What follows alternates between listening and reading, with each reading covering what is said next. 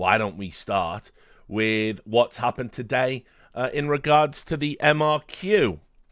For those that are casuals, filthy casuals, and don't really follow Counter-Strike to the granular level, basically, it's a regional qualifier for the major, the MRQ. You can see what they did there. And it's the type of thing that we were supposed to get away from in the glorious new VRS era. It's ultimately just the same as the RMR, except online and shit. Not saying the RMRs were great. We all fucking hated them. And we've got another major coming up after Austin. And that's obviously going to be in Budapest. It's going to be run by StarLadder. And right just before the major, they announced this, which is that they were going to have an MRQ just dropping it in like that on October 16th, on October 19th. Now, that kind of came out of left field. And also, you have to understand, Valve have a rule where if you're running a tournament, you've got to get your shit together 1 year in advance. You've got to say what country it's going to be in, what the dates are going to be, what the prize money's going to be, etc. You've got to do all of that a year in advance, or you're not allowed to have VRS points. You don't meet Valve standards. By the way, I think that's great. However, there's one company that seems to be allowed to just drop an event whenever they want, and it's Valve. And so, optically, that's not very good, is it? Optically, that's bad because it looks like you're giving yourself preferential treatment. And, of course, your partners, the people that are helping your esport evolve, they are basically being, kind of used in a way and held to a standard that Valve themselves won't hold themselves to. And if I'm running an event and then Valve just drop an event over my event without announcing it a year in advance, I'd feel pretty bad about it. So, in the end, as always, it was Messioso to speak up. By the way, he might be on course for a job with Valve at this rate. He seems to be the only man in all of esports that's figured out the VRS, figured out scheduling. He's got some sort of special power. He's very good with these types of things. And you can see here, he said, this is an absolute shit show of scheduling. It blocks teams from attending the following events: the Thunderpick World Championship, which you can see there, the dates directly overlap. The CS Asia Championships, you can see there, the dates overlap. The Rubek Cup 2025, which you can see partially overlaps. And the Me Cinematic Masters, which again overlaps. Now, all of those events, of course, overlap with each other as well, right? Which is fine. That's called competition. But when it comes to the MRQ, everyone will prioritize the major. So ultimately, those events are done. They're just simply gone. And that's that. People aren't going to attend. If they've got any chance or desire to go to the major, they're going to prioritize the MRQ, which obviously is bad. And so teams need to get as many VRS points as possible. You will notice those events are smaller events on the calendar. Why is that important? Well, it gives everyone an opportunity to earn some VRS points without the big boys being there and saying, I'll be having some of that. It also gives people a chance to earn some prize money without the big boys saying, I'll be having some of that. And the fact that all those events overlap at a similar time ultimately means enough people will get that opportunity and it will be spread out. So Messioso was totally right to call this out. And he went on to further elaborate why he thought it was bad in the following tweet. He said, and this is the crux of the issue, 4 events happening at the same time means some teams will probably finally get their one bigger LAN event of the season, a chance to prove themselves from the depths of the VRS, and now it will be taken away. Meanwhile, the rich will continue getting richer, and he doesn't just mean literally in that sense, he does mean figuratively as well, as in the teams that are already going to be participating anyway in the likelihood that, that they're going to get enough points over the course of the system. They're going to all of the events. They're going to be going to the MRQ as well. And all these smaller teams are likely to get battered by them and without having earned the VRS points from the smaller events. So, very, very bad organizationally speaking from Valve. And we've got precedent for this because obviously this is exactly what NIP did. NIP put together a squad with like a couple of the youngsters from SAW that were a little bit unproven. They basically a full international lineup now. I did a whole video about the construction of that roster and basically came to the conclusion probably the best roster they've had in a long while, even if I'm not entirely in on the idea of both Portuguese players being part of this lineup moving forward. But, you know, the acquisition of players like Shush, that was pretty mustard. And everybody laughed at them when NIP were announcing we're going to Philadelphia, we're going to these small Swedish LAN events. Everyone was like, oh my god, how the mighty has fallen. But yet doing that gave them enough VRS points to find themselves back on the circuit. They ended up going to PGL Astana, where they gave a very good account of themselves. A lot of the analysts and the pundits, they all really enjoyed what they saw, and they earned some points there too. And now NIP are, you might say, so back. So we know this is the model that can work, and we understand that this is why these, you don't want to call them tier 2 events to be reductive, but let's call them tier 2 events. That's why those tier 2 events are so important for these teams. So having the MRQ, the most important event, overlapping with that is unforgivable in a way. It's crazy shit planning. And it wasn't just Messioso that had an issue with this, obviously. You can see we had Ash, everyone's favourite coach, the only man on course to get a diamond pick'em, the genius, the brains behind Gamer Legion. You can see here, he said online qualifiers are creating circumstances that aren't replicated on LAN, as well as having completely different setups for each teams and every organization responsible for their own technical fixes instead of experienced admins. That doesn't even take into account the integrity issue of not policing what impact some coaches are having, and if teams are cheating to make potentially millions, why wouldn't cheaters do this? The RMRs were the most emotional and intense events of the entire year, and we binned them for terrible online streams and to send the best online teams to a LAN environment. Get rid. The game is growing, not shrinking, so let's maybe treat it that way. And this is obviously coming from somebody that got absolutely fucked over by having, the MRQ. He's speaking from experience because let's be real, online for a supposedly big qualifier to the World Championships of our game that only happens 2 times a year.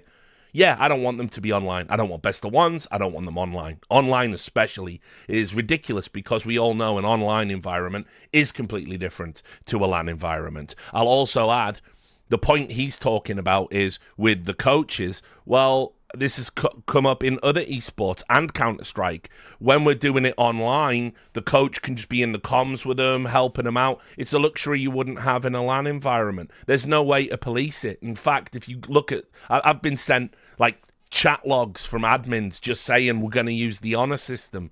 No, there is no honor. This is fucking Counter-Strike, guys. How many fucking scandals and scams are going to happen in this space before we realize using the honor system is a really fucking bad idea, actually? So it's basically all good points being made by Ash, and it's hard to disagree. And he's someone who's been negatively impacted by the system that we have in place. So yes, get rid. I couldn't agree more. And I said as much. We were doing the No Majors Club. We were all chatting about the MRQ. We had Dust, who's in the chat at the moment as well. Dust was in the chat and saying the MRQ fucking sucks, because the MRQ sucks. We moved away from the RMR. Why? Well, let's talk about it. We moved away from the RMR because what it did, it encouraged a particular type of behavior from team organizations.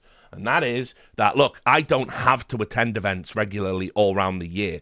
I can throw some money at some shitty roster just before the major, give them 8 weeks of practice, throw them into an RMR, and ultimately they might just get lucky with a shit seeding system, play nobodies, beat them, and then boom, we're in the major, we get sticker money. That's garbage. That's no way to run what is ostensibly the World Championships, and we all recognize that. Not to mention, we saw ridiculous stuff like the CIS region RMR just have blatant cheating in it, to the point where all of the organizations bandied together to ask Valve and ESIC and everyone else to, maybe let's have a do-over, maybe let's keep those players out of future events, because it was so brazen. We've also had people exploit the RMR system, cynically using players from regions on a technicality that don't really have any right being there. And this was one of the criticisms with my now very good friend, Owner Pixel, with the Drillers incident. But he wasn't the first. And actually, funnily enough, even though I couldn't figure out what was going on with Wildcard, wasn't the last.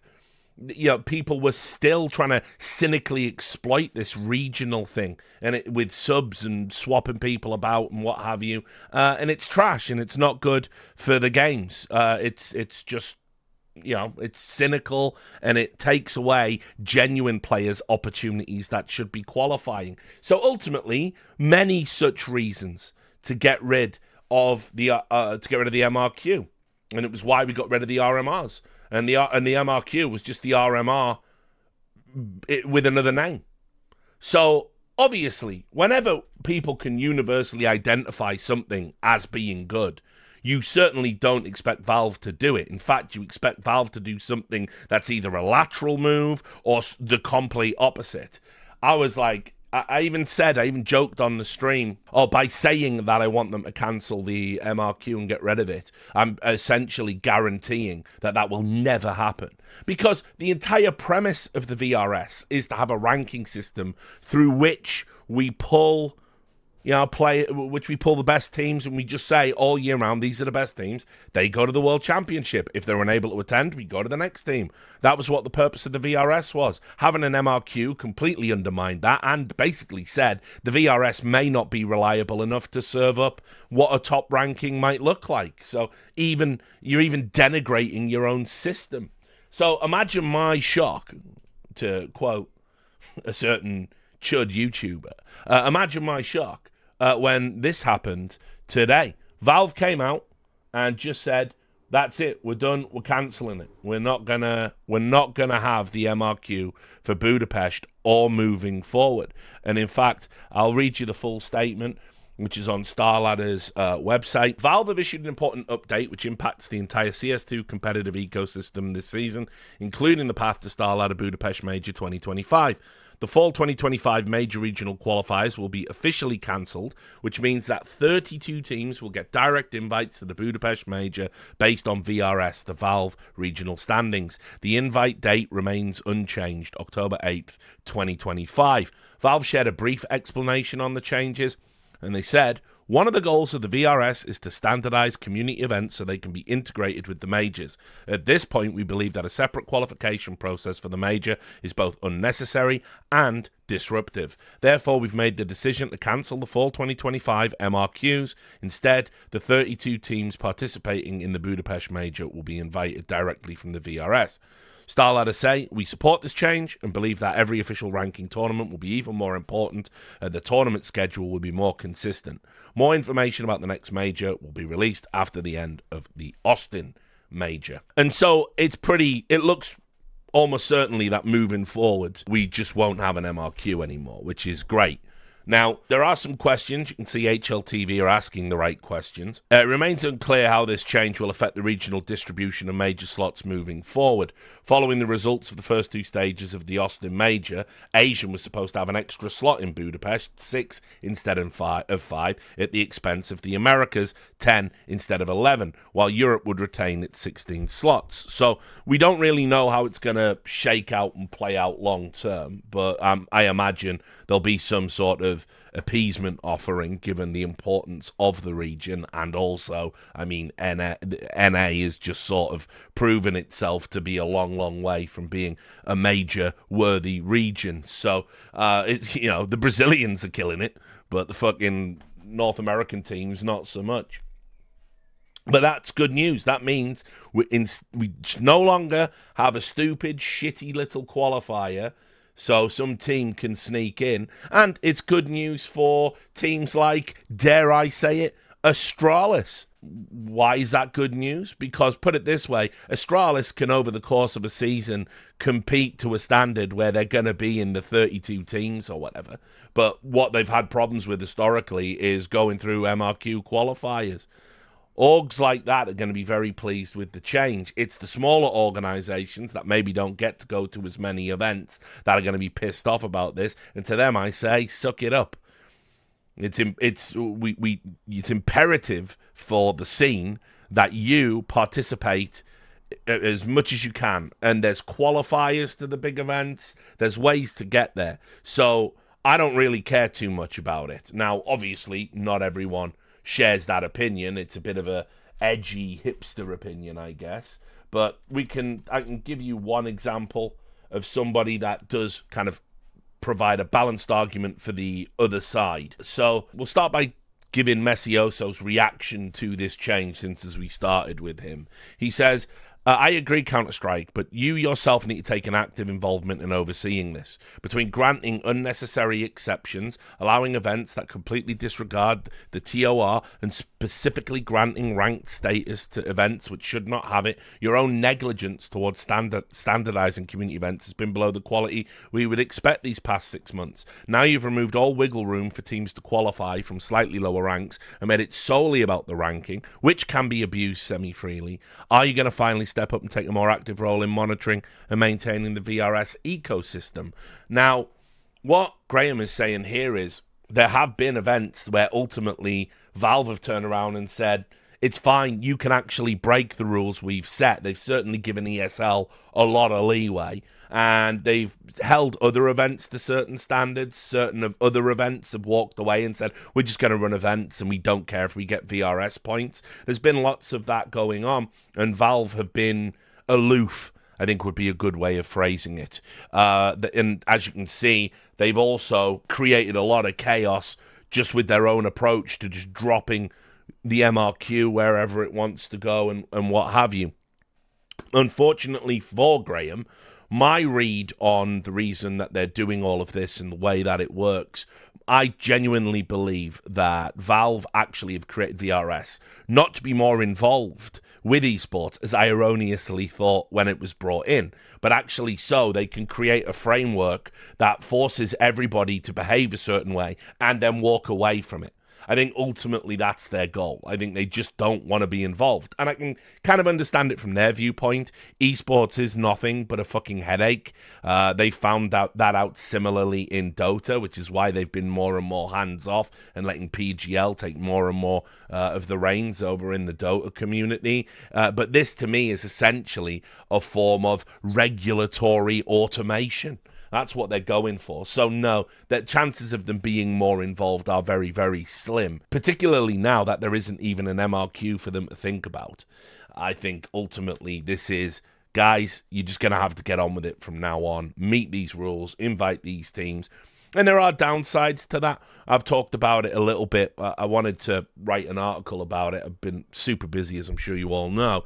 But another aspect to this is it really does empower bad actors in the space. We've seen all the fuckery with the TOs, but what does it say? If you're a tournament organizer and you run an investigation and you suspect players of match fixing, but you have to invite them because they're on a Valve ranking and Valve say they're not banned, and Valve won't ban based on the balance of probability, they want stone cold 100% evidence. So we've already got ourselves into a situation where some of the smaller organizations don't want to invite certain teams, but they are compelled to do so. And there's nothing you can do about it. Equally as well, part of the VRS has empowered those super orgs at the top that are like holding tournament organizers hostage right now, and doing it at the whims of ESL. You know, for instance, PGL, they have no response. So when those organizations said to PGL, you've got to pay us to come to your events or we'll just simply skip out on them,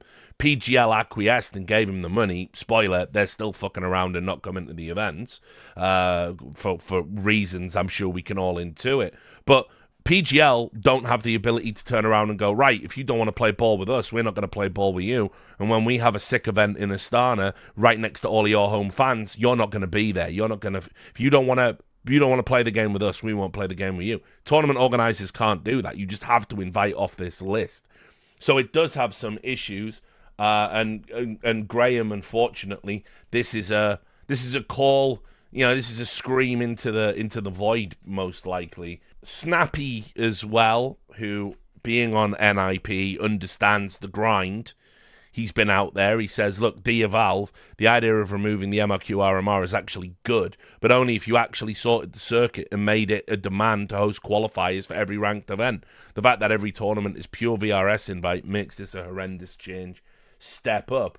And then Fallen came out and said this: I'm not so sure we're heading to a better direction. Is it harder for new teams to showcase them, or qualifiers are being enough? We play in a bubble at the top, so I don't live the everyday of smaller teams. What are your guys' thoughts on this? Now, I might somewhat half-jokingly add, if Furia are in a bubble at the top, then the top's pretty big and pretty wide and pretty vast, because Furia have been a nothing team for so long and keep getting a go to events, so maybe it's not all that bad. And then Snappy followed up on Fallen's point and said, it's a bubble at the top, a bubble where teams can now hardly get replaced unless they post egregiously bad results. The majors was a way to do so. Oh, and of course, Nikodos with the pleb opinion.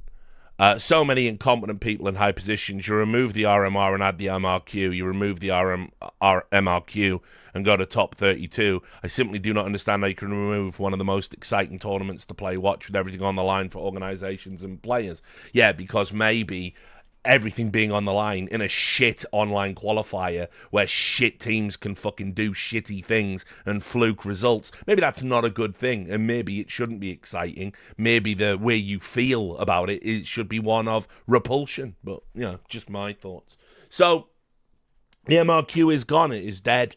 VRS obviously is now evolving before our eyes. And look, the whole purpose of VRS to begin with was to get us to this stage. This is where we were always headed. This is where we should have been headed right from the start. The MRQ was an abomination that should never have existed. So I'm glad it's gone. However, many of the players affected are obviously going to complain, and I guess we're going to have to see. We're going to have to kind of play out a full season, and by the time we get to the major in Budapest, is it going to be the same teams? Is there going to be significant movement in the VRS? If there isn't, then obviously we can start saying we've got a problem, and we probably need to look at increasing the number of qualifiers. But I think for the good of the scene, you have to give this method a run through after Austin and see how it affects Budapest, because for me, it's a step in the right direction. So,